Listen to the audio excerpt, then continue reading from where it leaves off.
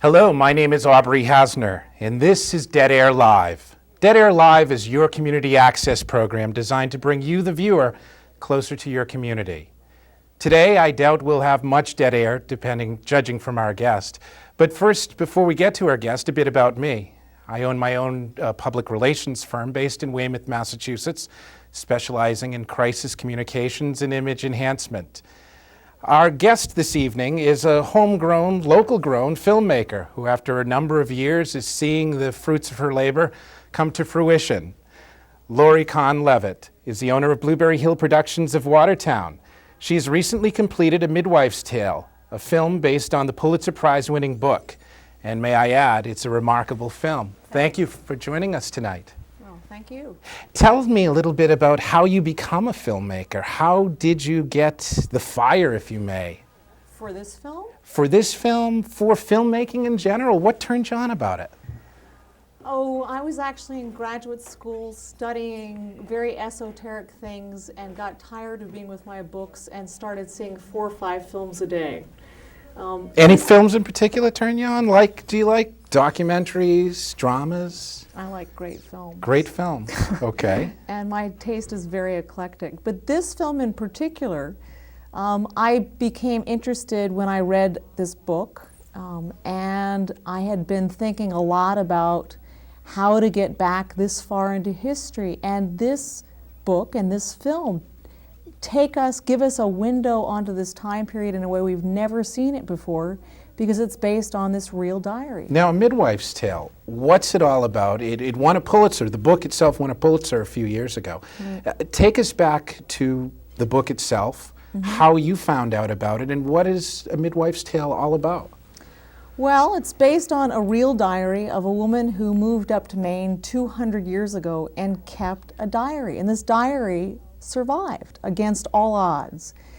And a woman who was a recent PhD, mother of 5, not very well known in academia, stumbled across it in the early 80s. And it had been ignored by lots of other historians. Why?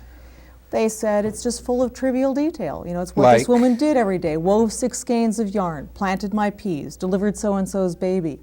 But she was captivated and said, look, I've just never seen this much in a woman's hand from this far back, and it's got to be worth working on. Why don't we have as many glimpses on history of females as males? I mean, you think about our forefathers and the Declaration, and we knew much about what men in the 1700s did. What about females? Why don't we have much documentation? Women didn't leave as many written records behind, and most of history is based on written records. And, you know, a lot of women could read in New England, very few could write. Martha's own mother, you know, wrote her name with an X, a simple X. And we think of this period usually in terms of sort of visitor center films. You know, we all have these notions of sort of wooden characters, men in tri-cornered hats. The pointy old hats. Yeah, I mean, you know. And the white wigs and all. Absolutely, and sort of wooden acting and all sort of discussing the merits and demerits of different constitutions. But the fact of the matter is that the period after the Revolution in this country was a period when all hell broke loose. How do you bring such, as you mentioned, such what some describe as boring entries? How did the author bring that to life, and how did you bring it to life on the big screen? Well, it took a tremendous amount of detailed work for this historian. I mean, she initially thought, oh, this is a great little summer project, and got a grant. Little did she know it would be 8 years of her life. And it's detective work. I mean, she basically took this very massive but incredibly cryptic, sort of opaque diary and pieced it together with lots of other things, little fragments from the past that have survived, and slowly began to fill in the picture of what this woman, 200 years ago, what her life and her world was like. But it was a big operation to even know who she was visiting. You know, she says, went to Mrs. Savage's to deliver her child. Well, which of 10 Mrs. Savage's was it? Where did Mrs. Savage live? So she had to look through all kinds of records to map out everybody in town, who was related to who, who's suing who.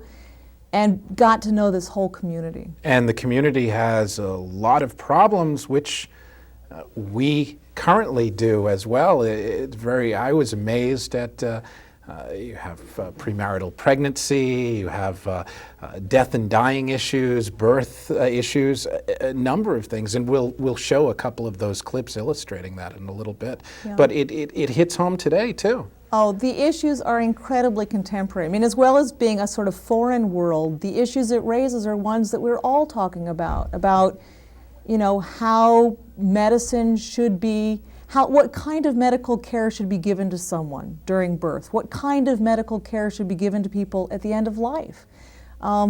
Rape, there's a rape in this story. There's a neighbor who goes crazy and murders his whole family. I mean, these things that people think are quintessentially 20th century modern, and they walk out of this film and they're blown away. They go, my God, I had no idea those things happened then.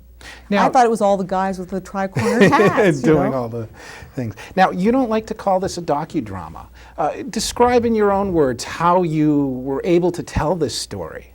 What I wanted to do, I had worked on many documentaries about subjects in the past, and I was tired of this kind of omniscient narrator who knows everything, because I've done enough research for films that I know how exciting it is to sort of figure out the past. And in this book that the film's based on, the author shows her hand of sort of how she pieced together the past. And I wanted... So you're tracing the detective who's the author. Absolutely. So that the film is structured like a detective story, and it begins as a documentary with this modern woman and this big, fat, but really opaque, hard-to-read diary.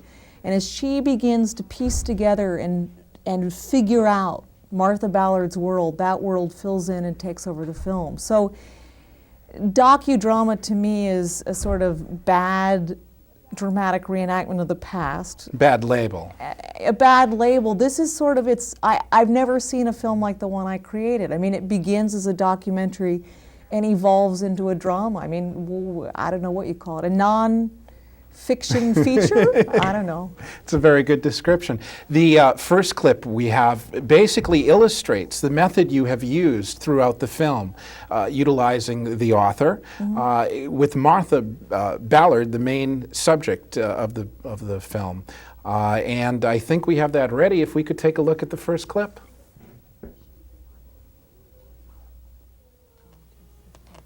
And I really began, she was a mark on a page.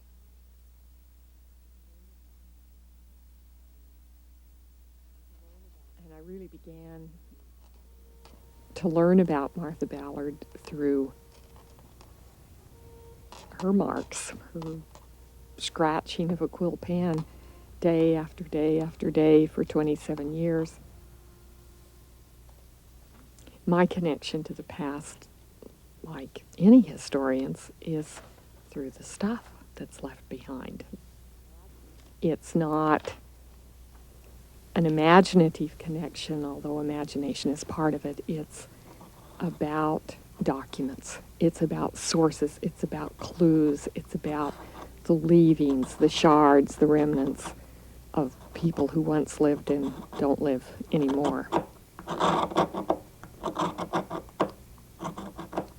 Without documents, there's no history, and women left very few documents behind. Very interesting method of using the author to help illustrate the story. How difficult was it to interweave the author with Martha, with flashing back and forth? Were you worried it would get too confusing? Oh yeah, Did absolutely. it? Well, I had to sort of discover how to make this film at each stage of the game. I mean, I struggled over the treatment of how to sort of do these two interwoven stories and to make them climax in the right places and to have them, you know, I mean, sort of all the sort of story structure 101 stuff, but I had two stories, not one, that had to be carried through. And then I had to rediscover how to do it when I was scripting, and then again, we did a workshop in a barn in Lincoln, Massachusetts. Well, what was the purpose of the workshop? purpose of the workshop was, once the script was written, to figure out how in the world we were going to take this script and really put it on the screen and interweave how we were going to pull off what was finally working on paper, this interweaving of past and present, 20th century and 18th century, and really make it work on the screen, and because no one had done it. And so we put together an ensemble of local actors who got a free workshop, and they were mostly stage actors who wanted to learn about how their performances read on screen, and we wanted to figure out how the film worked. So we got a barn that we borrowed in Lincoln, Massachusetts, and I fed everybody well. And we tried out whole segments of the film, shooting it on video, like it was high-8, but it's like a home video camera, edited segments, watched it, improv'd, tried lots of things, took gambles, and boy, did it pay off. It's a beautiful film. How did you select the actors? Martha looks like she was written right out of the page of the book, or the actual book itself. She's tremendous. She has the old New England look about her, if there's such a thing. Oh, there is. And incredible actress. How did you find her? Kailani Lee is the Who name of plays the Martha. actress who plays Martha Ballard, is, I think, a phenomenal actress. She does look like she walked just out of an 18th century portrait for Maine, and I'd looked at a lot of them. We auditioned lots and lots of actresses, mostly in New York City, but really well-known people. Mary Tyler Moore's agent even. She was interested in doing it? She was interested. There aren't That's many, an honor. There aren't good roles Why didn't you for go with older the women. star? Because I wanted, the whole point of this story is that this is the diary of someone who would be totally invisible to us if it weren't for the fact that it survived and that Laurel stumbled across it and sort of brought it to life. And so And to Mary put a star Tyler in, Moore would have made you think Mr. Grant or something. well, that's right. And also, you know, she's had a few too many facelifts. So we wanted someone who looked like they had weathered a really hard life 200 years ago on the frontier. And Kailani understood this role in the way that none of the other actresses who we auditioned got, this very non-modern combination of warmth and reticence. And a lot of the actresses who we auditioned, if they understood the warmth in the role, they went sentimental. The ones who understood the reticence in the role went cold, and Kailani just nailed it. Now, interestingly enough, this isn't why we cast her, she is related to people who are in this diary. Really? I mean, her middle name is Sewell, Kailani Sewell Lee, and the Sewells are everywhere in in this Maine. diary. Wow. So Now- Martha delivered her ancestors. Very, with justice, may I add. Midwives. Tell me what you learned personally about midwives. Explain what midwives are, because I did not know the importance of midwifery back in the 1700s. How important was it? Well, midwives not only helped at deliveries during births, but they also were the healers in town, that women did most of the healing in these towns. They didn't have doctors? There were doctors, they were very part-time. Women did most of the work, both sort of delivering children, sitting with people through the night during illnesses and epidemics, making all kinds of herbal medicines and things. They were with people when they died, comforting them. Again, many themes we have today. And even washing them before they were buried. I mean, it was just, and it was women who were called in to help other women during these tasks. Men were called in, the doctors in town, to set bones, pull teeth, give strong drugs, but they just did a fraction of what we consider medical care. That leads us to our second clip here on A Look at a Midwife's Tale here on Dead Air Live. Our second clip talks about the importance of midwives back in the 1700s. And if you could set it up a little bit, if we could set it up, they weren't just for babies. And I think we could take a look now at that clip. Great. An epidemic. Mr. Sargent. Mrs. Ballard. It's a long journey. Mother. Martha called it canker rash, which in more modern terms is scarlet fever. And it was life-threatening, and people were dying. July 27, Isaac Harden came for me. Says his child has the sore on its throat. Gave him some root and gargled his throat, which gave him great ease. Clan very pleasant. We killed a swine which weighed 174 pounds. I salted it yesterday evening. I was called to see Mr. Savage's doctor. Find her very low. Sit up with her all night. She puked up a considerable quantity of phlegm, and seems some revived. There were doctors in Martha's town, but she was usually the first one called. In 20th century terms, she was a physician, pharmacist, and nurse, as well as a midwife. Wow, beautifully shot. Give us a little background on that. They were going through some sort of epidemic at the time. Right. It was a scarlet fever epidemic, which she called canker rash. They didn't know what it was. They weren't sure. I mean, their name for it was canker rash because you would get a rash that would travel down your body gradually and cause an incredible sore throat. But we call it scarlet fever, the same thing.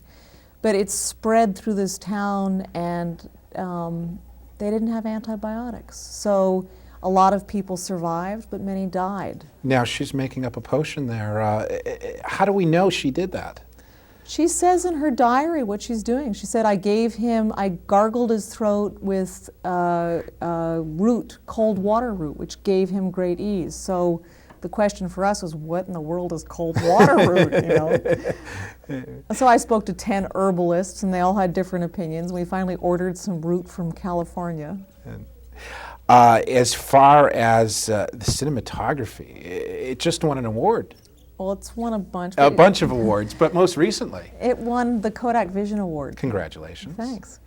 How did you achieve such spectacular scenery, capturing it on film? It must have taken many sunrises and sunsets just to get the right. There's one shot in the opening, which I think is spectacular, where Martha jumps into her canoe and paddles right through the Maine mist, or wherever that was shot. Where was it shot, and how did you capture the scenery? A couple answers. First, that most of the film was shot, the dramatic was shot in Canada, in New Brunswick, a place called King's Landing, just west of Fredericton. But the look of the film is very much the work of the director, Dick Rogers, and a Cambridge man. Who, is a Cambridge man, and two very fine directors of photography who worked on this film, who have done lots of films, major features, major TV stuff out in LA, and we're sort of sick and tired of the rat race. And so read the script, liked it, fell in love. Dick and I cajoled them, and they came on board. Paid them in water root or whatever. Right. Well, fed them okay. But it was also a very carefully storyboarded film. I mean, Dick actually storyboarded the entire film before he shot it. Wow. And we talked a lot about images from the period and the look of it, and the fact that it should feel like you've landed in the past with a camera and you're looking around, and it's a curious eye. It's not an omniscient eye looking at the past. It's as if you were an anthropologist or a documentary filmmaker and just went, Where else was it shot? It was shot a little bit here in Massachusetts. A little bit here in Massachusetts. Maine, New Hampshire. How difficult is it to find settings like this, like you have on film? I would imagine many of the beautiful settings have large homes on the banks of the river, which would defeat your purpose of trying to recreate the 1700s. Right. Well, I had a pretty tall order list of what I needed to shoot this film. I needed a river that looked like the Kennebec River, because she lived on the Kennebec River, which was really the lifeblood of that town, Hollowell, Maine, where she lived. I mean, things came up and down, which sort of kept that town alive. I needed a functional 18th century sawmill, because her husband was a miller. I needed lots of houses, outbuildings, fields, animals, woods. I mean, it was a really tall order. I scouted all over Maine, Massachusetts, New Hampshire, Vermont, How many miles? upstate How New York. long did it take? Oh, I spent several years, while I was doing other research, looking at places. The people from the Mass Film Commission were helpful, the people from New York Film Commission, Maine Film Commission. But I ended up on a tip, someone said, I think there's this place in Canada I've never visited, but you ought to check it out. And Where was that in Canada? this is at King's Landing, which Okay. is a settlement. It was a place that was settled by loyalists, people loyal to the king, who'd fled during the Revolution, went up to Canada, and built these houses along the St. John River. And it's, a Sturbridge Village or Plymouth Plantation kind of place. It's one of these living museums, which closes down for the winter. So we basically Perfect. took over this place after they closed down in October, and it was like walking onto a $30 million set. It was amazing. Now, Martha has quite a life. She has 7 people she's taking care of in her house, I believe. She does everything from plant her garden, makes the food, cleans, as well as takes care of everyone. Were you amazed at how difficult her life was? Her life, it's amazing how much she did. I mean, when I compared my life to although I do a fair amount, but when I compared my life to Martha's, I mean, she would, they spun their own fibers and they would weave them into cloth and make them into clothes. She would plant her own garden, and that would then create the food that her family ate. She made her own ointments and syrups and salves, and then went out in the middle of the night for nights on end, sitting with people through illnesses and births and deaths, and was there for her neighbors, and cleaned and complained about people not keeping things up to snuff when she was away. And I mean, all these things that one can easily relate to. But yet she still has time to care for the people, her neighbors, the people surrounding her, with her midwifery duties.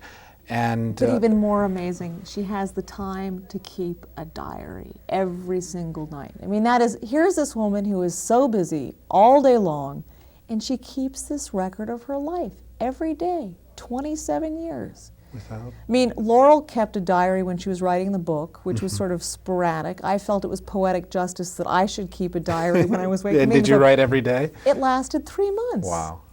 So it's a very difficult, and she was a very disciplined lady. Yeah.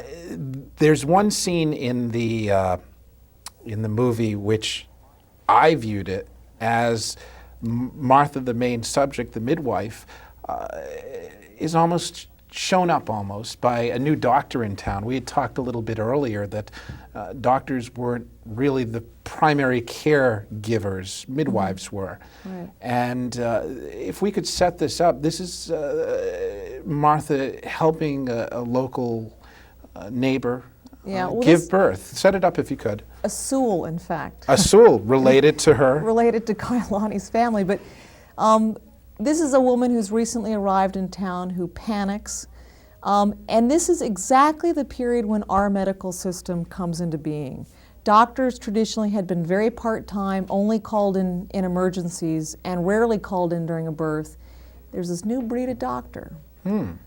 Medical schools are brand new during this time period, and this guy, Ben Page, has just moved to town. He's been through medical school. He's book learned, but doesn't have much practical experience. And a panicky mom who's from a sort of a coastal town, a little more cosmopolitan, isn't sure she trusts Martha where everybody else in town does, panics and calls in the doctor, but the doctor flubs it. That's our next clip. I was wondering if we could take a look. I can't do it. I can't bear it.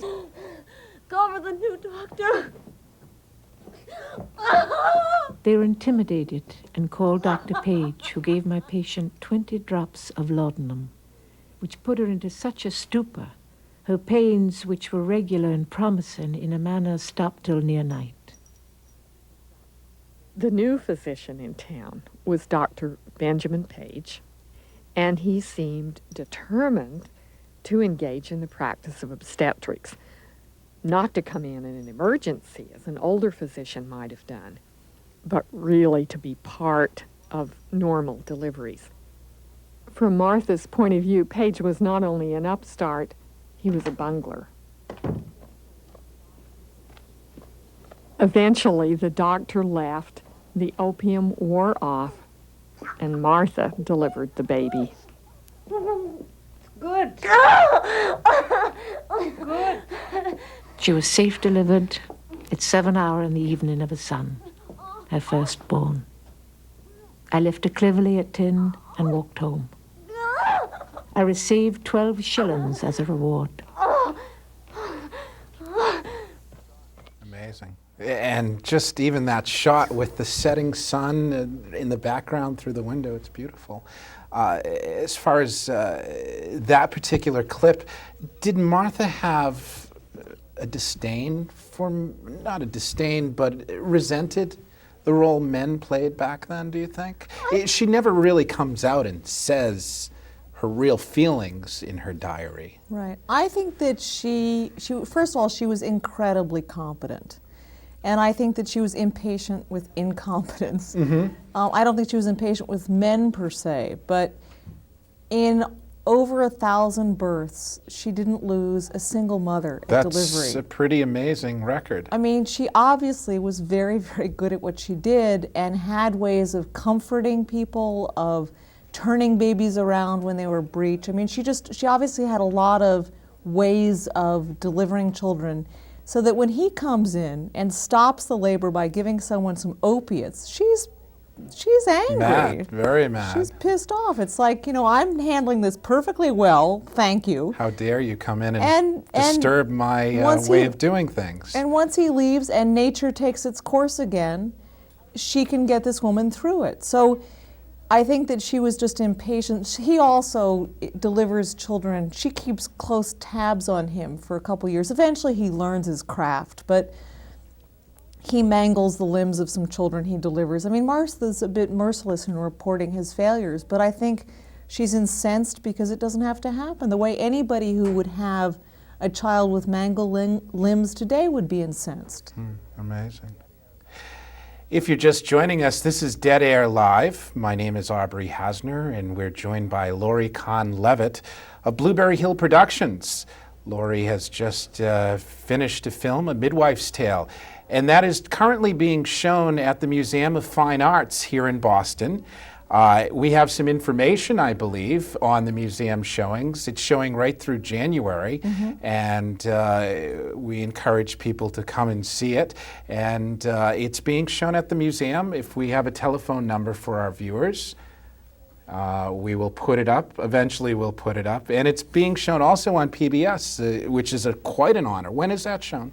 On January 19th, it's going to be the opening show of the 10th season of the series The American Experience, which is the PBS series on American history. Congratulations. Thanks. Is that a major jewel in your crown, so to speak? It's a great place to be. I mean, opening show of the 10th season. But seeing it, anyone who can see it at the MFA should definitely get there. It's a very different experience seeing a film like this on a big screen. You're sort of enveloped in this world of this other woman 200 years ago in a way that, as wonderful as it can be on a TV set, it's not quite the same. Now, you also do questions and answers at a couple of these showings. What's the reaction you get from the audiences that you have had at the MFA and throughout the country, for that matter? Right.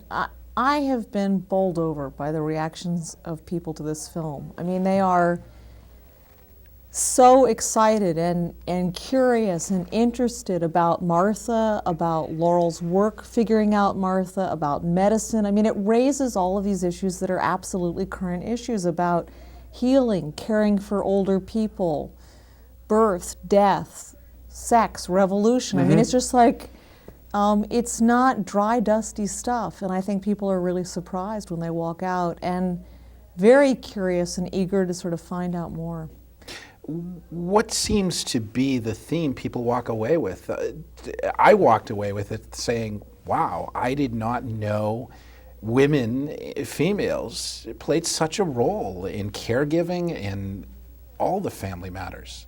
Yeah, I think people are really interested in seeing a woman struggling with a kind of family and career 200 years ago.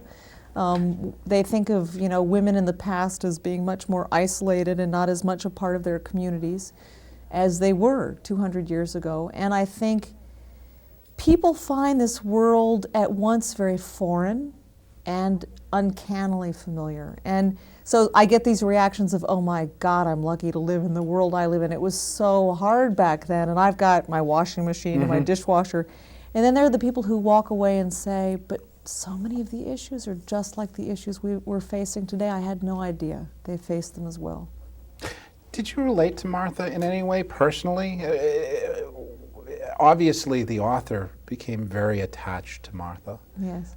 You can tell in her writings. But you as the filmmaker, did you walk away with any amazement, astonishment of this person? Oh, Martha was so strong. I mean, but she wasn't perfect. I mean, you know, she was a person who kvetched and complained, and, you know, she was very real when you read her diary.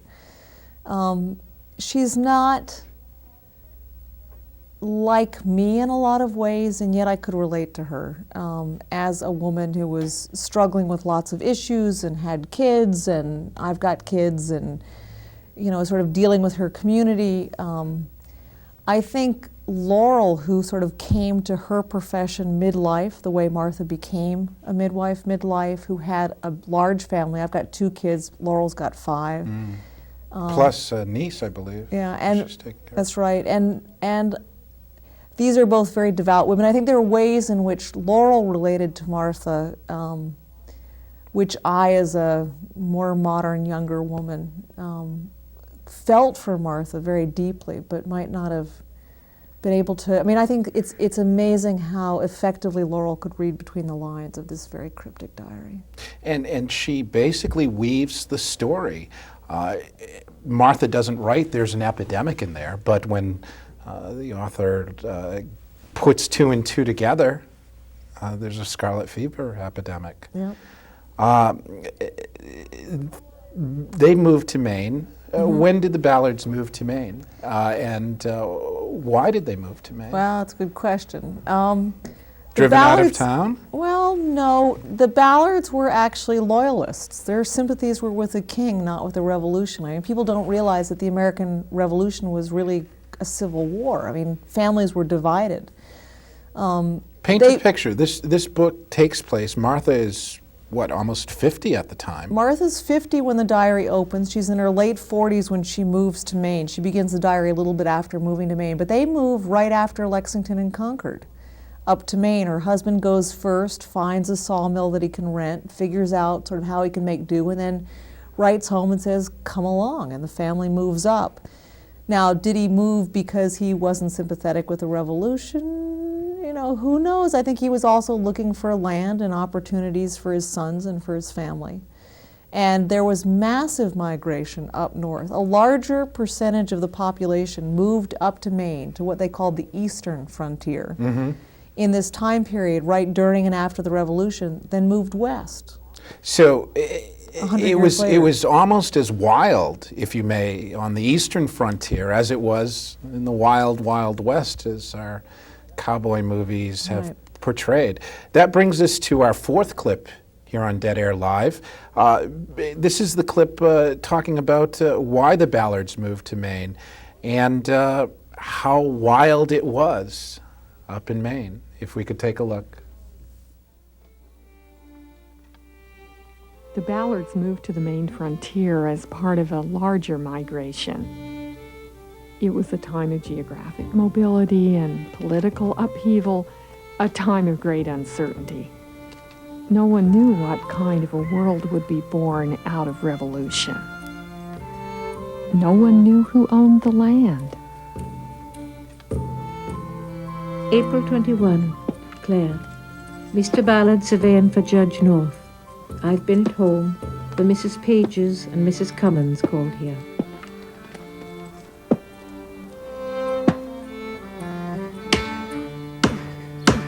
Ephraim had a rough start in Maine.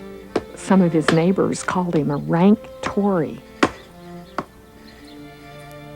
I think he had moved on to find new opportunities for his sons, more land.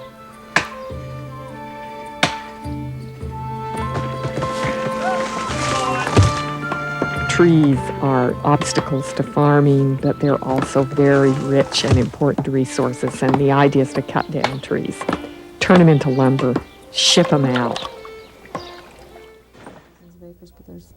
Very nice. Now, Martha's husband, Ephraim, was a surveyor. And this is the wild eastern frontier.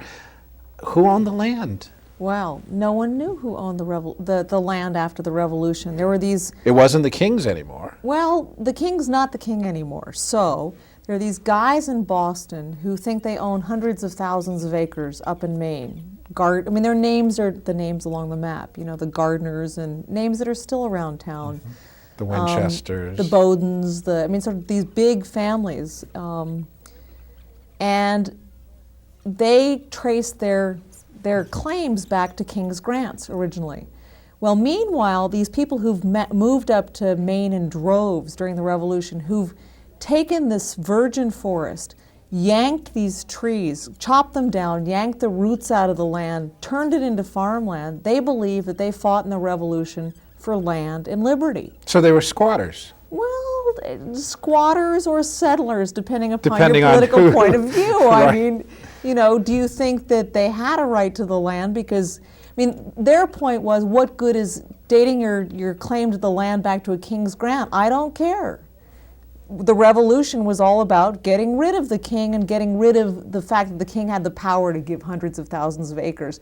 We won the Revolution. I fought in the Revolution. I came up here. I created this farm. It's mine for the taking because I fought for land and liberty. But it's not the way the guys down in Boston saw it. There's an amazing scene where poor Ephraim and his survey crew meet a very hostile group of people. Tell me a little bit about that.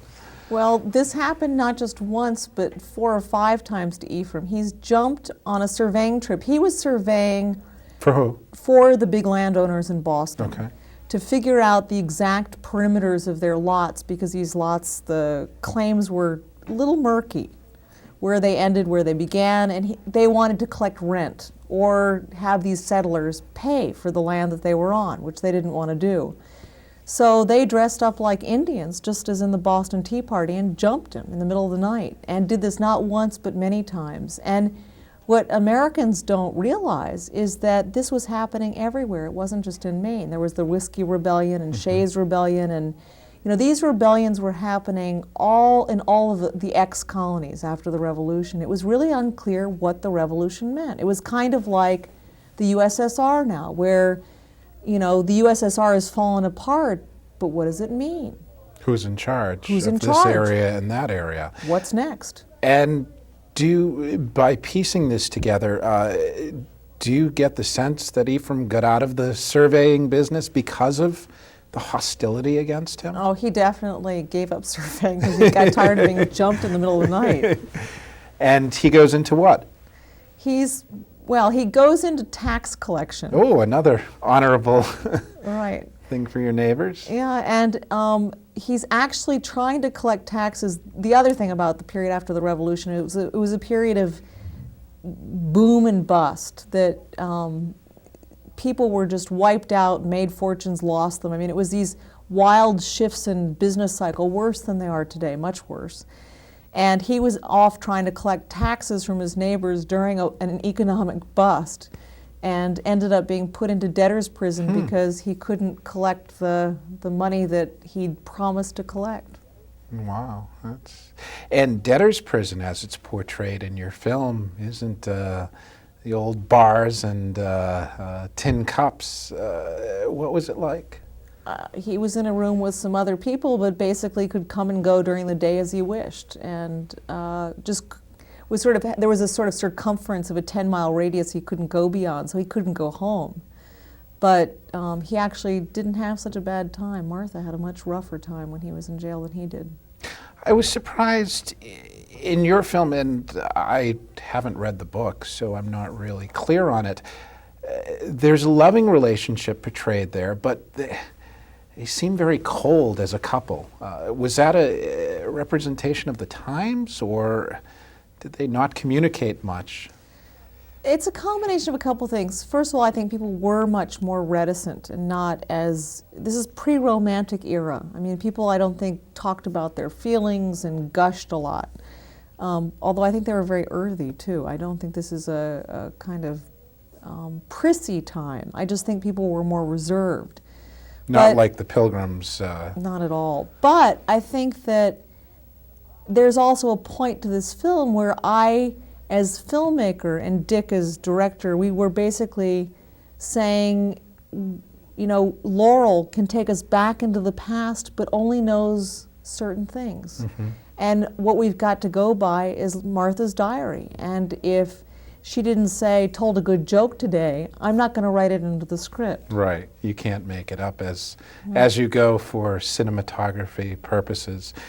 It covers natural birth. We've covered debtor's prison, taxes.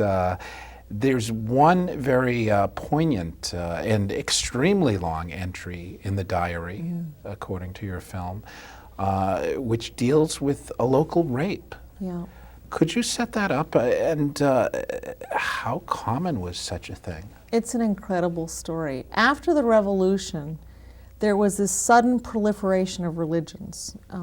These towns had all been one church towns, congregational minister paid for with taxpayers' money. Separation of church and state. No separation of church and state. And these, after the Revolution, instead of having just the congregational sort of church, suddenly there are Unitarians, Universalists, Shakers, Quakers, Free Will Baptists, this proliferation of religions.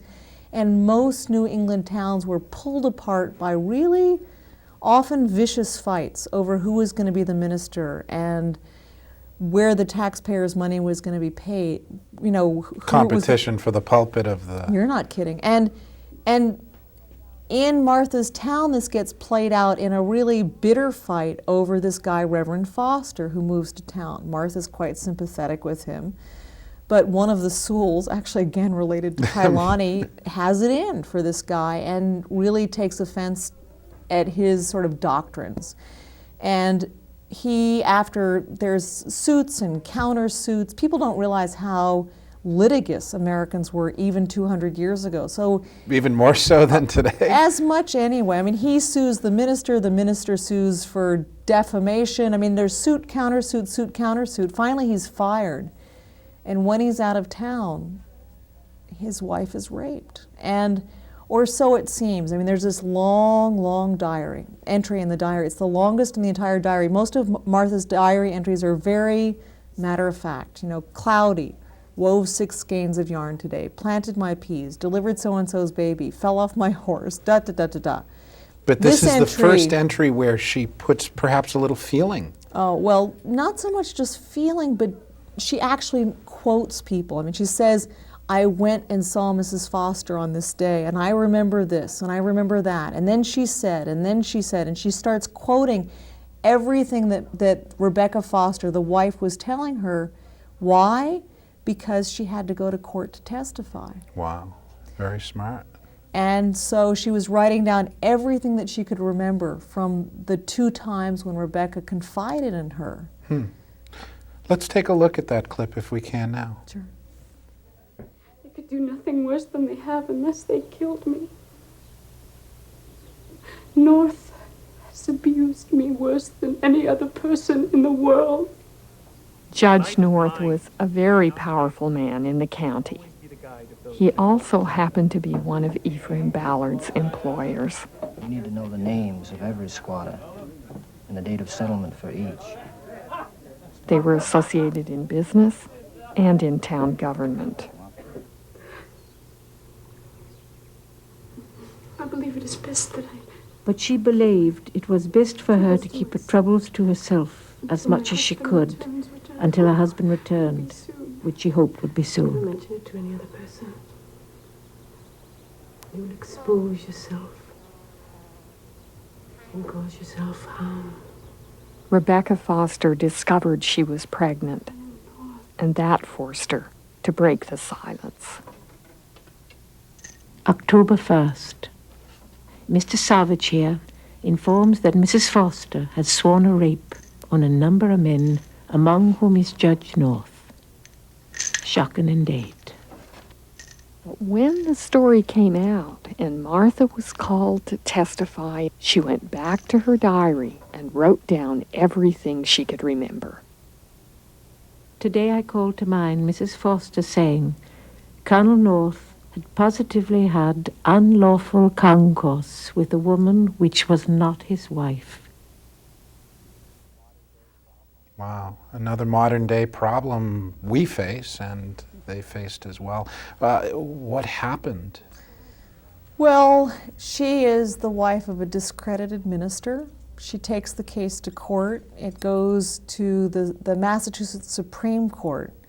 Now, Maine is still part of Massachusetts? Maine is part of Massachusetts, so the judges have to come by boat all the way from Boston, and they sit at the Pownellborough Courthouse, which still stands today in Dresden, Maine, and it's an all-male jury, and it's basically his word against her word, not unsimilar to lots of situations today, and Judge North gets off the hook. But Martha does testify and use her diary. Well, obviously she used her diary and was obviously really troubled to remember everything, that she not only writes that long entry that you just saw, but also turns the diary on its side and keeps remembering more and more. But the jury found him innocent, but I think Martha definitely thought he was guilty. Is that apparent in her entry? She says at the end, she says at Pownellborough Courthouse, North, first of all, she always used men's titles. It was Mr. Ballard, her own husband, or Judge North, or never by first name. Esquire Coney, or Dr. Vaughn. She says, North acquitted to the great surprise of all that I heard speak of it, which is very strong for Martha. First of all, she didn't use the title judge, and she says acquitted to the great surprise of all that I heard speak of it. And then she doesn't go to church for about 4 years after this. As a protest to the alleged rapist? Yeah. Wow. What other modern day problems did Martha face back then? Modern day as in problems we face today? Well, there was a neighbor who at one point lost his mind and murdered his whole family and slit his own throat. Domestic violence? Domestic violence. There were people who she would take care of people after they'd been abused in different ways. Abuse is not a modern phenomenon. And she also dealt with premarital pregnancy, which in her world was no big deal. It wasn't, and yet Puritan settings or studies would seem to say that, if, at least from what I learned from history, was that was bad and evil if you were not married and were pregnant. Different case up in at that time. Well, the stereotype is that these people are all completely uptight, puritanical, unsexual beings. The fact of the matter is that they're rural people who are around animals, who are on a farm, and a lot of there were some long, cold nights. Long, cold nights in the early, very uptight sort of Puritan thing. This is 100 years later, and Martha's own surviving 6 children, 3 of them conceived their first children out of wedlock before they got married. What was important... Wasn't that scandalous? No, not Weren't in the slightest. Weren't they driven out of town? No. The important thing was that they get married before the child was born. And as long as they got married before the child was born, it was all okay. Now, Martha had one son who did not get married before his child was born, and that was sort of scandalous. What does she write about that, him? She writes that she goes to the delivery, and at the height of labor, she asks who's the father of this child, which might seem very cruel to us to ask a woman, at the height right as she's giving birth. Right as she's giving birth, who's the father of this child? But it actually had a legal role. That if she named the father at that moment, it allowed her to collect child support. Really? Back then? Back then. They had child support setups. Wow. And the father was her son? Oh, it was her son. And a couple months later, he finally makes good and marries Sally. Now, speaking of weddings, we have our 6th and final clip here. It is a pre-wedding party. They didn't live it up at the reception as we do today. It's a quilting party? Yeah. The big deal when people got married 200 years ago was not the wedding. There were not sort of, white dresses and veils and weddings at churches. It happened at home, and it was almost a non-event. I mean, a lot of these weddings within Martha's family, she said, wove 10 skeins of yarn today, had a turkey, my daughter was married. I mean, common day occurrence. It was not a big deal. The big deal was getting all of the household goods ready for the daughters or her niece, who also lived with her, to create what someone needed to have their own household, which was a lot. It was pots and pans, and it was a lot of textiles. They had to weave blankets, and quilts were one of the things. And in this clip that we're about to see, it's before the story that I just told you about Jonathan and Sally. So this is before you sort of see a whole series of 3 weddings in her family, but one of them is her son. One. Let's take a look if we could.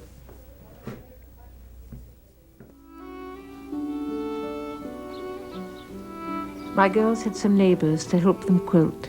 They began to quilt at 3 in the afternoon, finished and took it out at 7 in the evening. Mrs. Rockwood and Mrs. Pollard came to help. We baked mince and pumpkin pies.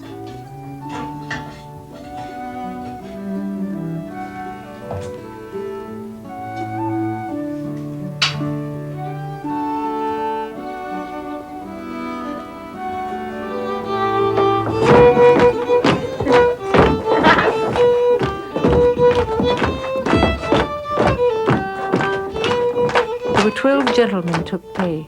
They danced a little while after supper. There seems to have been no real stigma against premarital pregnancy. The stigma is on the person who refuses to marry the woman. As long as they marry, everything's fine. And the watchful eye of the midwife and the other neighbors helps to assure that they do marry.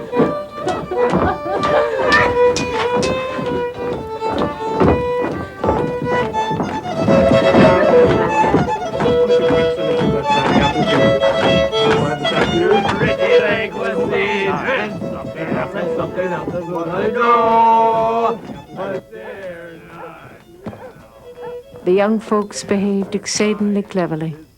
We're all returned home before the 11th hour. I don't think Jonathan wanted.